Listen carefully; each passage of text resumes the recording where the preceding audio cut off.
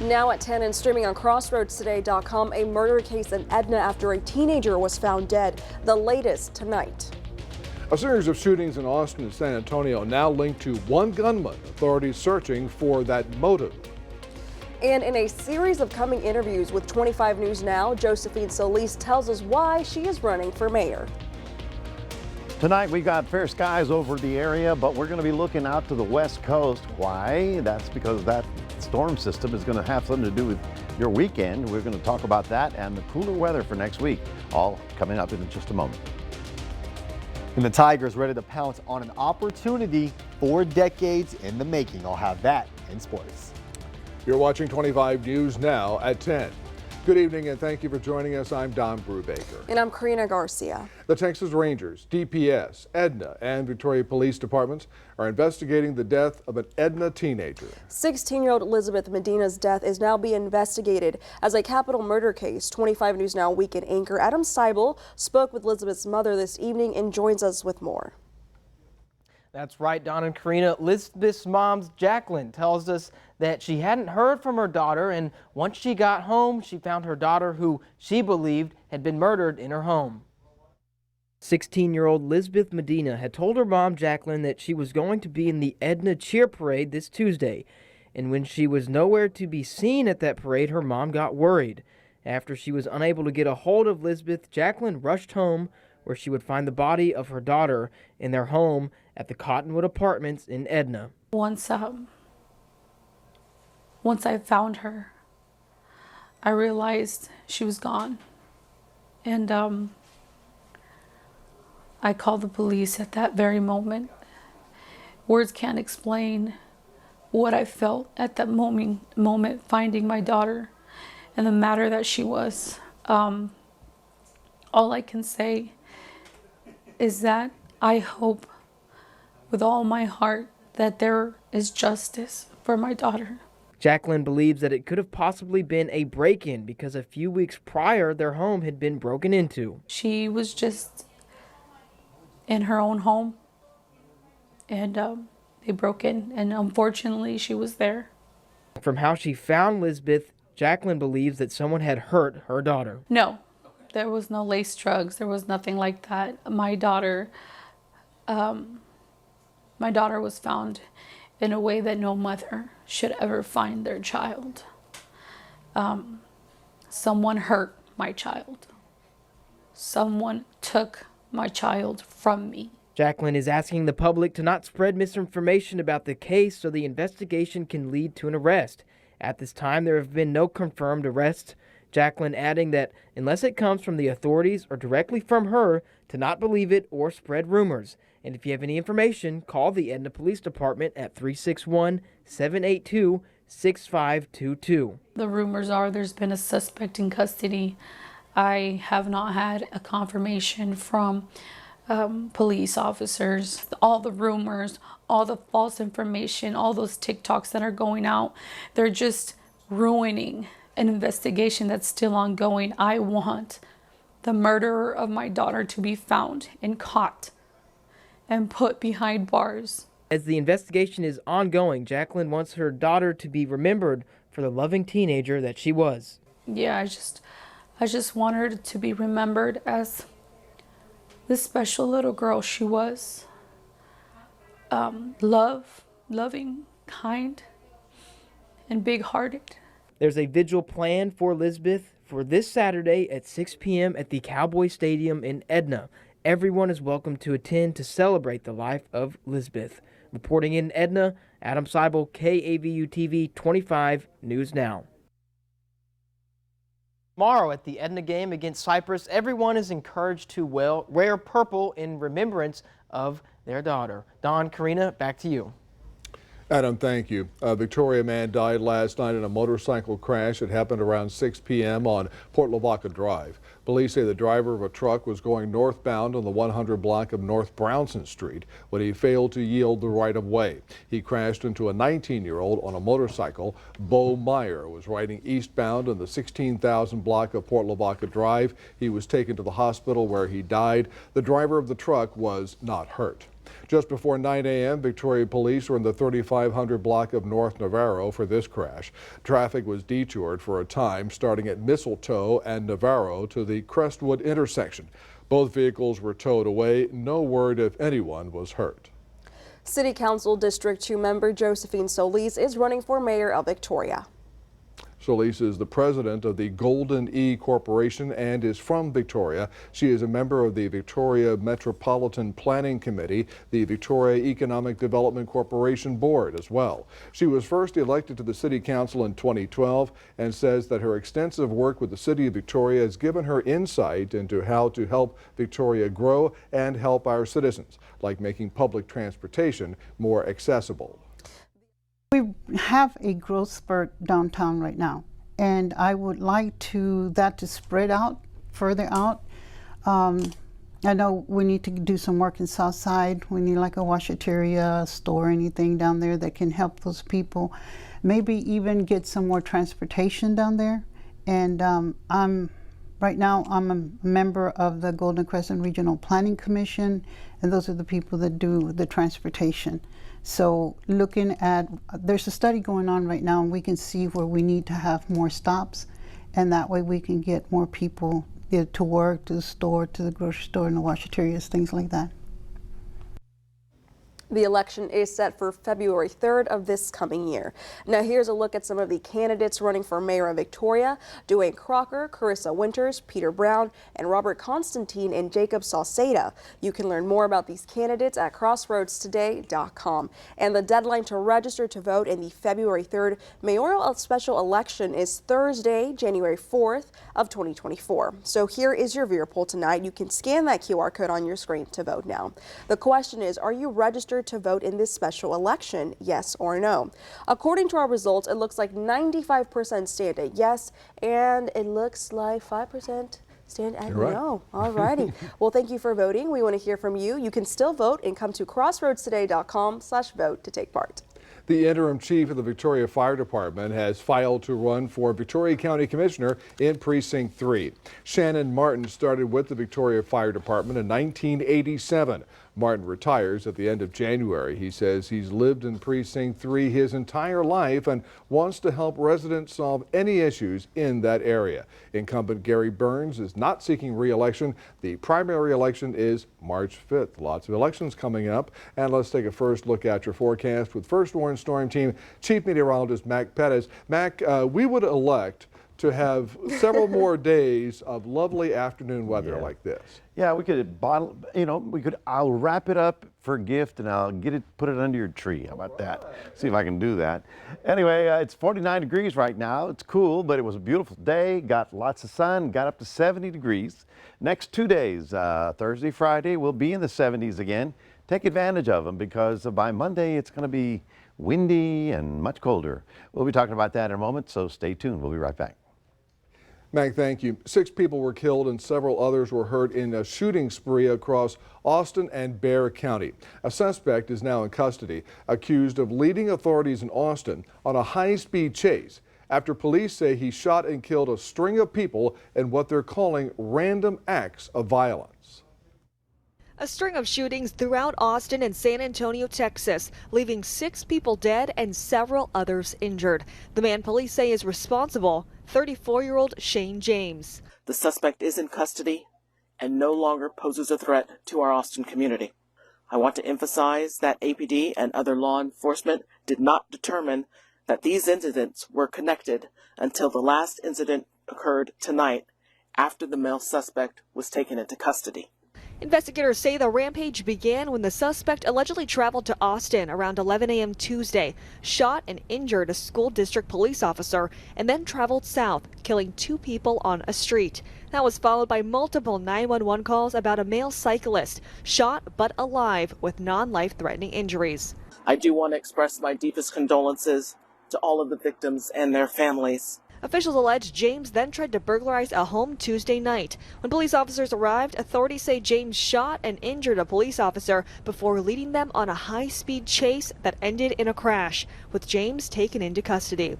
Sheriff's deputies in San Antonio received a call from officers in Austin asking if they could check a home connected to the suspect. When officials arrived, they discovered 2 bodies inside, believed to be family members in their 50s, wedged inside a small room with fatal gunshot wounds. Officials calling the scene grisly.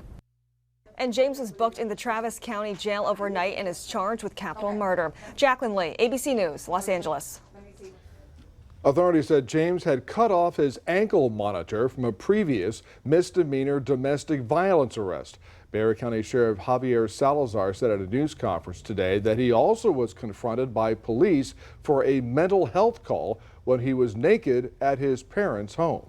At the time, deputies did not arrest him despite a misdemeanor warrant for cutting off the ankle monitor.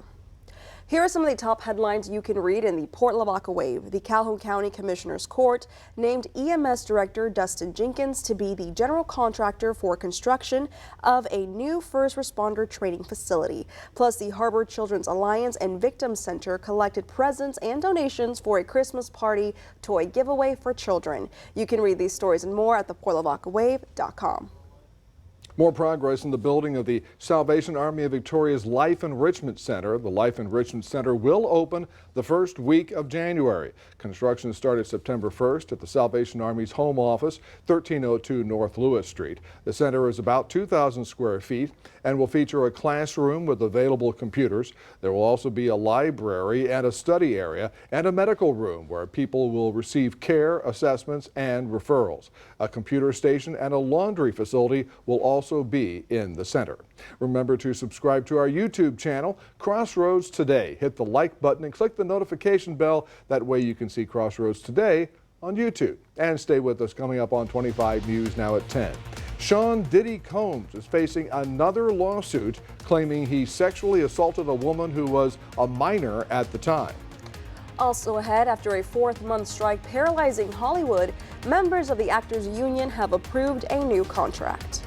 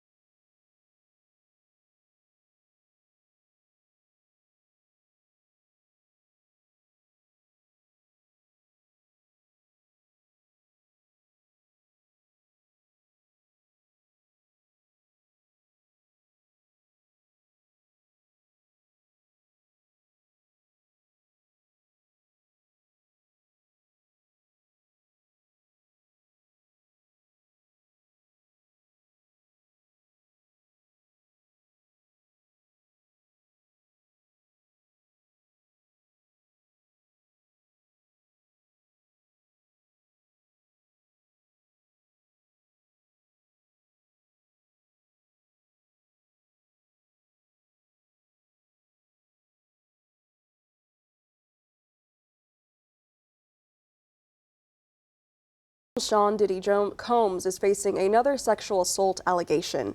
Today, a woman referred to as Jane Doe filed a complaint accusing him of sex trafficking, sexual violence, and other allegations. The complaint said she was 17 years old at the time.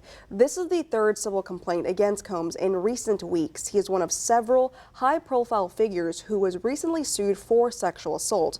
That's because a look-back window for adult sex abuse victims to file claims, regardless of statutes of limitations, recently closed in New York. More details have come out about the shooting at the University of Las Vegas. Police say the shooter was located and found dead. Authorities responded to reports of an active shooting incident at the university at around noon. Shots were fired in the university's Lee Business School building, and additional shots were later reported in the student union. Authorities say there appear to have been multiple victims. Of course, we have no idea on the motive. There are a number of victims that have been transported to area hospitals, so I don't want to give you false information and tell you how many victims that we have, but we will be providing that update very, very shortly. I want to assure the community there's no further threat. As of now, 3 of those victims were killed in the shooting. 1 other victim is in critical condition, and the FBI and U.S. Marshal Service will be assessing the Las Vegas Metropolitan Police Department, and the University Police Services Southern Command with the investigation. Senate Republicans have blocked an assault weapons ban bill on the Senate floor. Majority Leader Chuck Schumer attempted to pass the legislation with unanimous consent, meaning you would not need a formal vote. But a senator from Wyoming stopped that from happening. The bill would have banned the sale and production of more than 200 types of military-style assault weapons. Schumer's move for unanimous consent was not expected to pass. Getting up and moving could be a key move for battling the flu this winter. Here's more on how staying active can help protect you this flu season. The couch can get even more comfortable as the weather gets colder, but recent research has shown that more movement may make a big difference during the cold and flu season. Researchers studied more than 500,000 adults in the U.S. and found that people who follow weekly aerobic exercise guidelines are more than 35% less likely to die from influenza or pneumonia than those who don't exercise. Those guidelines: at least 150 minutes of moderate aerobic activity per week, or just 30 minutes 5 days a week. Even more activity between 300 and 600 minutes per week cut the risk of death in half. If you're looking to get more active to meet guideline goals, talk to your doctor about the best way to get started. And remember that even small steps towards your activity goal are steps toward better health. With this Medical Minute, I'm Liz Landers. SAG-AFTRA members acted and officially ratified the tentative deal reached with Hollywood Studios. The agreement reached back in early November ended the 118-day strike against the Alliance of Motion Picture and Television Producers. On Tuesday, SAG-AFTRA said the deal was approved in a vote of just over 78% to about 22%. Under the deal, union members will receive pay increases along with protections around AI technology. The new contract is set to last 3 years. Here's a look at some of the top headlines you'll find in the Cuero Record. DPS trooper Ruben Garcia of Yorktown received a service award from Governor Greg Abbott. And the South Texas Regional Job Fair will be on January 11th at the Cuero Clubhouse. And Hunt Elementary students collect over 500 cans of food for the Kamau House. Read these stories and more at thecuerorecord.com. And good evening, everybody. For the next couple of days, I'm going to be watching that. That is the big Pacific storm in the northwest. You're thinking, what does that have to do with us? Believe me, a lot, because the frontal system that's coming is coming from this storm system, and it'll be here on Saturday. And then it'll be much cooler around here. We'll have more details on your weather coming up in just a moment.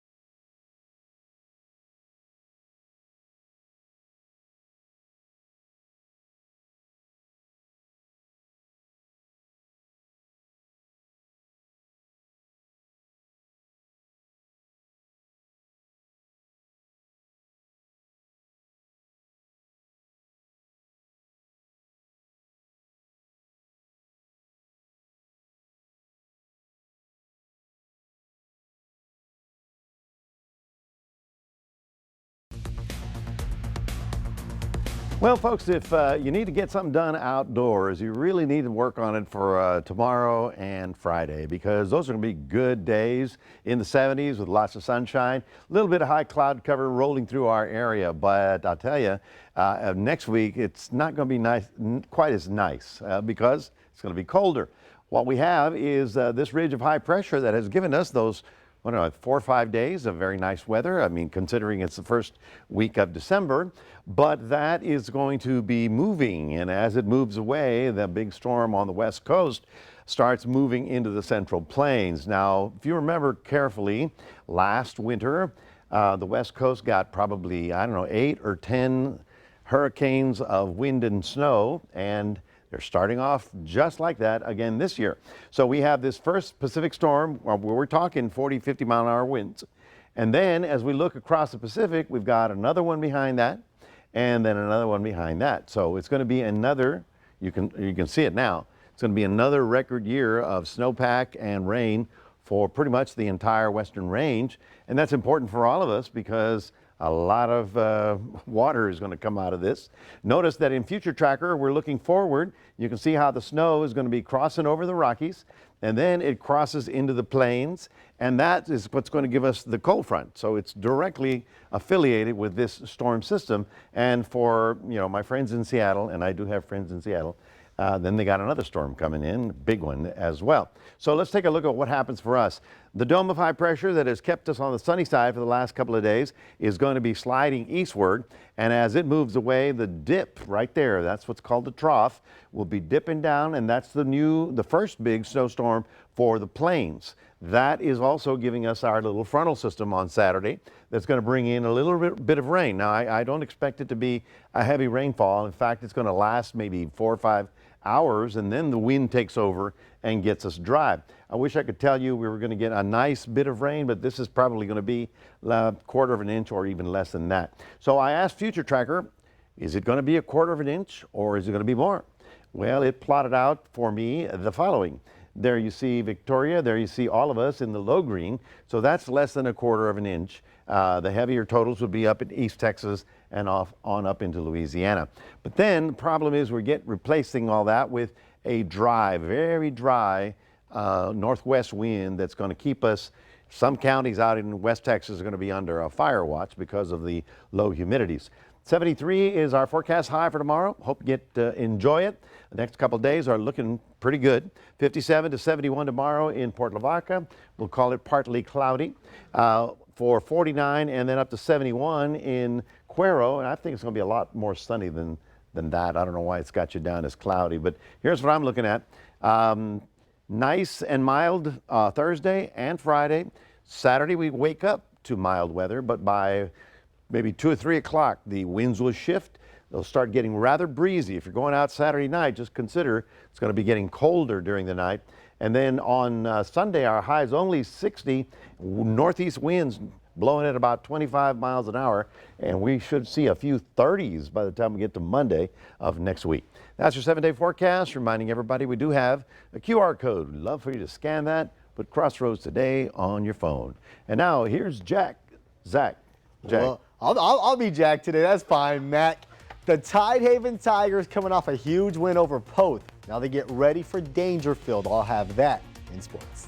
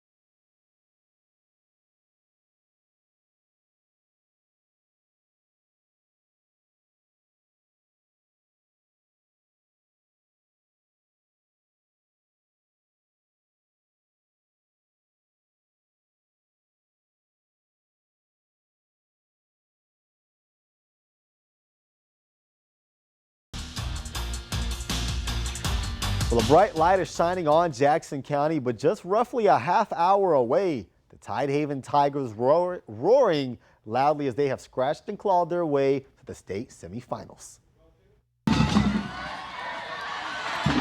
For the first time in just over 4 decades, the Tidehaven Tigers are playing for a shot to go to state. The Tigers in new territory, but they know they just have to go out there and play like they have all year.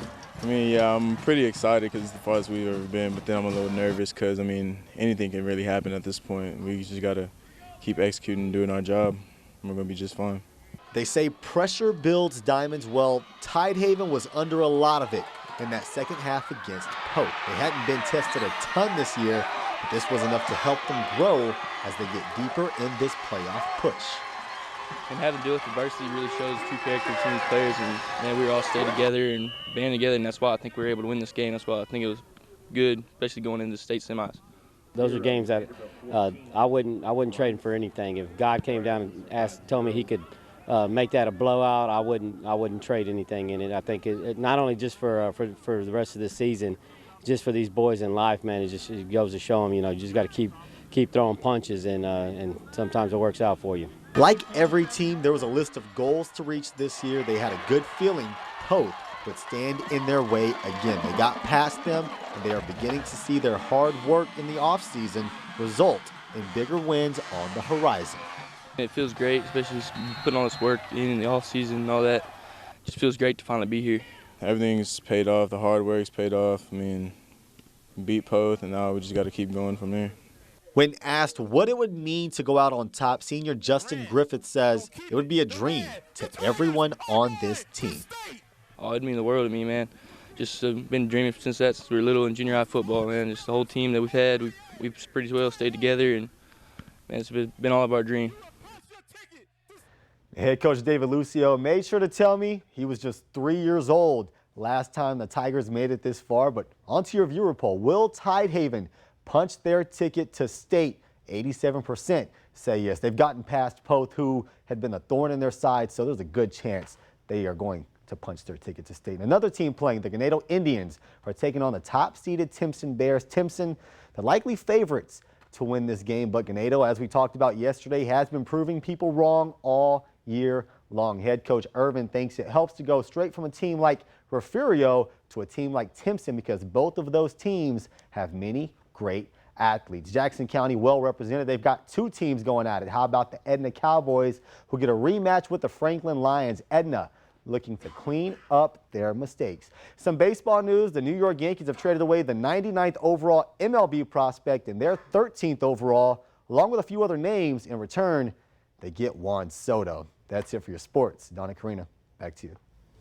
All right, thank you so much. And we want to wish best of luck to the Edna Cowboys and the Ganado Indians and the Tidehaven Tigers tomorrow night in the state semis. Go get them, guys. All right, stay with us. Coming up on 25 News now at 10, we'll take a last look at your weather. Plus, Santa and his reindeer dive underwater to deliver gifts to sea creatures. You know, they don't need sonar. They already have Rudolph.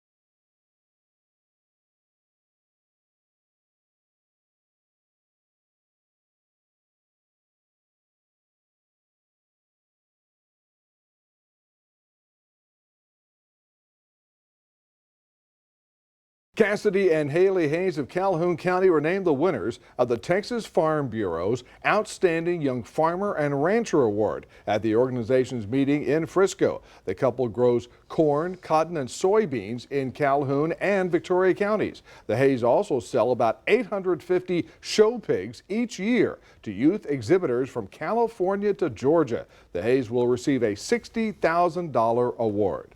NASA is celebrating the 25th anniversary of the International Space Station. The first two elements of the orbital outpost were launched on December 6, 1998. The ISS was visited by 273 people from 21 countries. Astronauts have continuously lived and worked aboard the space station for more than 23 years, testing technologies, performing science exhibits, and developing the skills needed to explore farther from Earth. I did not want to bring this up at the 6 o'clock because I did not know if we were able to do this in the Crossroads. But in the Houston area, if you looked up in the night sky around 6:17 tonight, you could have seen the International Space Station. But I don't know, I guess it didn't get close enough to us, or we had too many clouds or something like that. I didn't, I was not aware of this. Well, we were in here during that time. Yeah, if you had told me, I would have found out. Zach ran out and looked. I didn't see it. I saw one star in the sky, and that was it. But I got contacts that need to be replaced here pretty soon. So tough to see, man. I'm not gonna lie. Thank you for the full disclosure. Not reliable, but think about the thing's been going around the Earth 25 years. That's pretty amazing. I've never seen it once, and I didn't see it tonight. So.